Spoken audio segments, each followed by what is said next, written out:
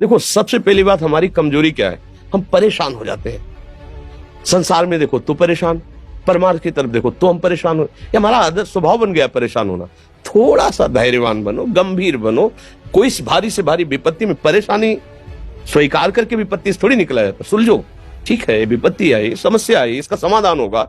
ऐसा थोड़ी कि हमें नष्ट कर देगी। अगर अभी हमारी बड़ी हानि हो जाती है, हम कल इससे बड़ा लाभ प्राप्त कर सकते हैं। हमको एकदम बिल्कुल गंभीर रहना है, इतने कमजोर नहीं बन जाना। अब वो गए तो क्या होगा, अब वो वस्तु गई तो क्या, पद गया तो क्या होगा। प्रयास किया था, ये पद मिला था, इससे बड़ा पद प्राप्त करूंगा, मैं इससे बड़ा महान बनूंगा।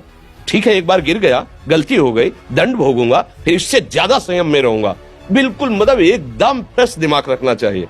पर अपने लोग क्या है, जरा सी बात में एकदम पछड़ा कर लेते हैं, एकदम कमजोर हो जाते हैं। ये बिल्कुल ठीक नहीं है। हम जीवन भर की यात्रा की बात कह रहे हैं, भारी से भारी कष्ट में भी मुस्कुराना, तो हमें बल मिला है, हमें भगवान की कृपा का दर्शन हुआ है, हमें उनका दुलार दिखाई दिया है।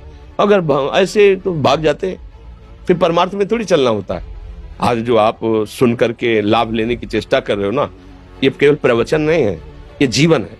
अगर ये जिए ना होते ना तो ये इसका प्रभाव नहीं पड़ता, फिर वाणी का प्रभाव नहीं पड़ता। हम इसीलिए कहते हैं, जैसे आप लोग एकदम परेशान हो जाते हैं, जब बोलो क्या हमसे ज्यादा परेशानी होगी, दोनों किडनी खराब, दवाई लाने के लिए पैसे नहीं, पानी रखा है हम उठ के पी नहीं सकते, भीषण शरीर में कष्ट, भीषण बुखार, क्योंकि किडनी फेल, जरा में बुखार, खाने को क्या, रोटी मांग के लाओ। अगर वहां सब्जी मिलती तो लाल मिर्च ऐसी पड़ के मिलती थी कि वो पा नहीं सकते थे। आप सोचो, पानी लाना है तो मुझे लाना है, पीना है तो मुझे पीना है। अगर मैं हारता तो कहां पहुंच जाता, क्या स्थिति होती। नहीं, मरना है, पर कदम पीछे। कोई दिन ऐसा नहीं जिस दिन सेवा ना की हो, जिस दिन सेवा ना गए हो। गुरु जी की सेवा में जाना है, पहले अपने को स्वस्थ साबित करना है। नहीं, वो सेवा नहीं लेंगे, तुम बीमार हो, तुम कष्ट में हो, ऐसा उनकी दृष्टि परेशान थी। सेवा की, आके लेट गए, फिर हिम्मत की, अपनी श्री जी की सेवा की, मधुकरी नहीं गए, 3-3, 4-4 दिन भोजन नहीं गए, पर सेवा नहीं छोड़ा, दिनचर्या नहीं छोड़ी। और उसका प्रधान कारण संयम, ब्रह्मचर्य, भगवत आश्रय, नाम जप, कभी हारने नहीं दिया। अभी भी थोड़ी देर बाद डायलिसिस शुरू हुआ, हारने, आपको हारे हुए नजर आ रहे हैं। शरीर में पीड़ा है, किडनी फेल है, ऐसा तो हम स्वस्थ बैठे हैं, पीड़ा है, बार बार प्यास लगती है, थोड़ा थोड़ा पानी मिलता है, लेकिन हम आनंदित हैं, हम प्रसन्न हैं। हम लड़ाई में हारे नहीं हैं, ना हारेंगे, हम जीत चुके हैं।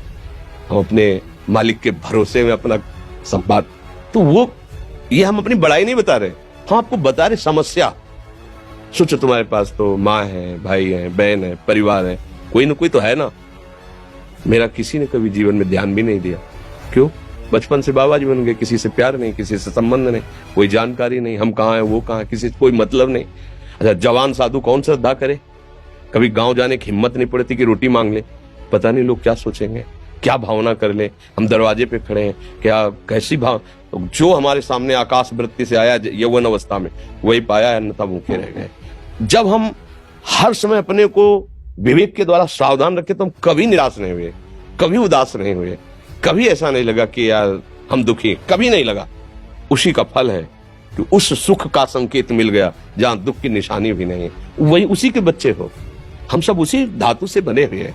हम इतना क्यों परेशान हो जाते हैं? हम ये देखते हैं, अपने लोग थोड़ी बात बिगड़ गई परेशान, नहीं बिगड़ी तो बिगड़ जाने की संभावना में परेशान है।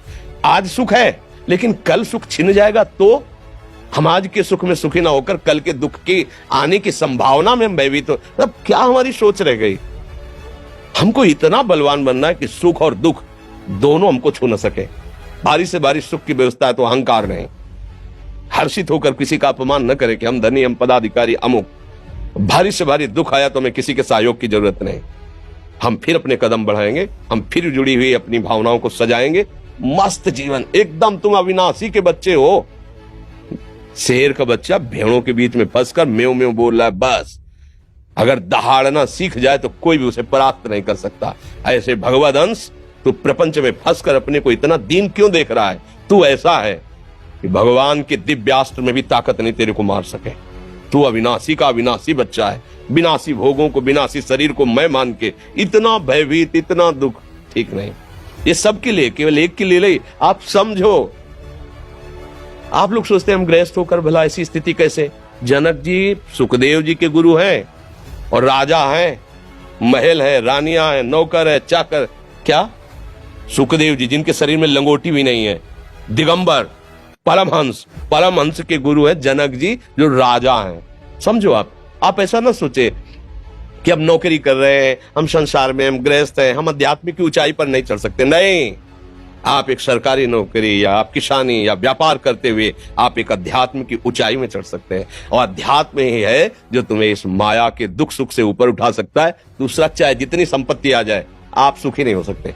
सब देख लो, आंख खोल के देख लो, अध्यात्म ही है जो तुम्हें हर कष्ट सहकर मुस्कुराकर जीने का रास्ता बता देगा कि आप आनंदित हो जाओगे। कुछ नहीं बिगड़ा, अध्यात्म है तो कुछ नहीं बिगड़ा, अध्यात्म नहीं है तो कुछ नहीं बना, कुछ हाथ नहीं लगने वाला।